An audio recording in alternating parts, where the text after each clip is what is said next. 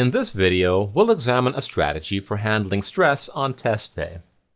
Now to set this up, I'd like to read to you one of the most common types of posts you'll find on various GMAT discussion forums. It describes a person who bombed on test day even though he or she performed wonderfully on all of the official practice tests. These posts often come with a follow-up question asking whether or not the official practice test software is a reliable predictor of one's performance on test day. The short answer to this question is no.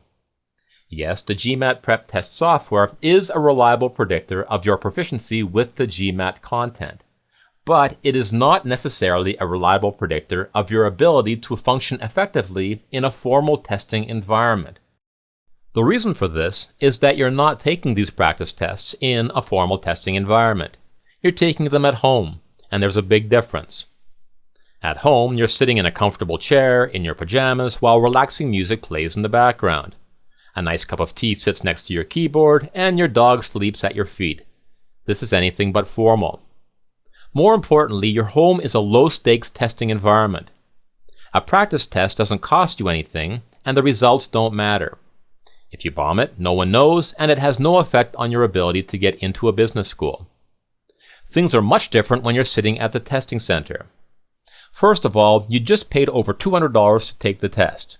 You had to negotiate traffic to get to the testing center on time. The testing center smells funny, there's no soothing music, you probably aren't wearing your pajamas, you can't bring your dog, and that person beside you is banging away so hard on the keyboard that you want to strangle him. Plus, this test counts. Your score today will be sent to business schools across the country, and if you've waited too long, this may be your one chance to take the test before the application deadlines. Now please note that I'm not saying any of this to scare you. I'm saying it to prepare you. If you're like many people preparing for the GMAT, it has been several years since you last took a formal test. And even then, I bet that the stakes were much lower at the time.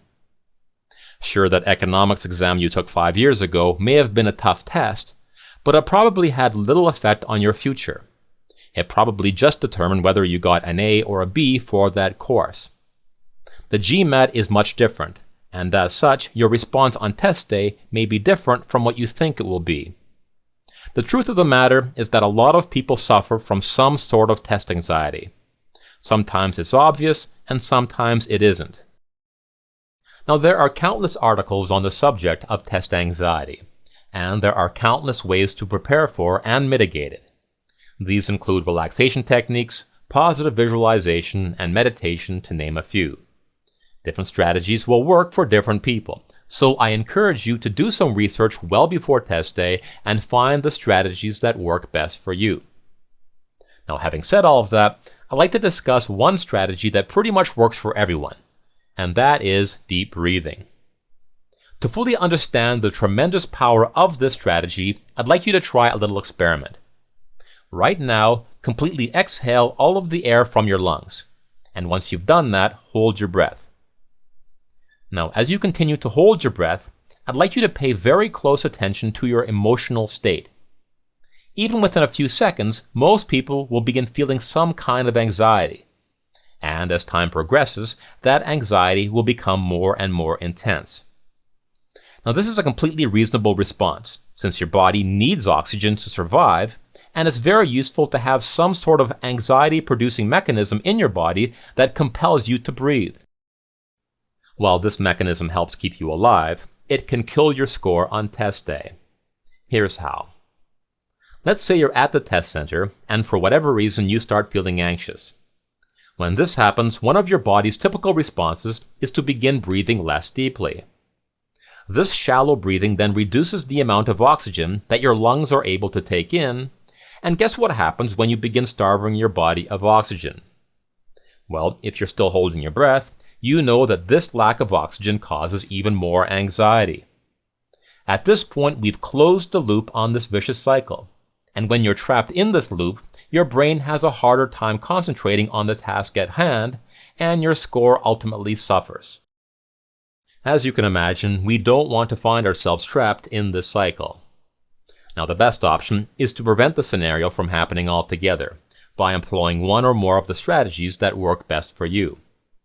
However, if you do find yourself in this loop, you need a way to break out of it. And here's where you're going to escape.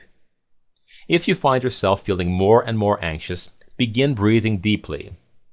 Once you begin breathing deeply, you'll supply your body with more oxygen, which will help reduce your anxiety, which will inevitably help you concentrate on the test, which will inevitably help you break the cycle.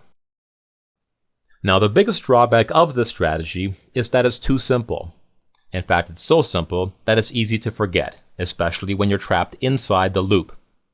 So to help you remember this simple strategy, it's a good idea to do something special to remind you. One suggestion is to wear a rubber band on your wrist. This should be enough to remind you of what to do if you find yourself trapped inside the loop on test day.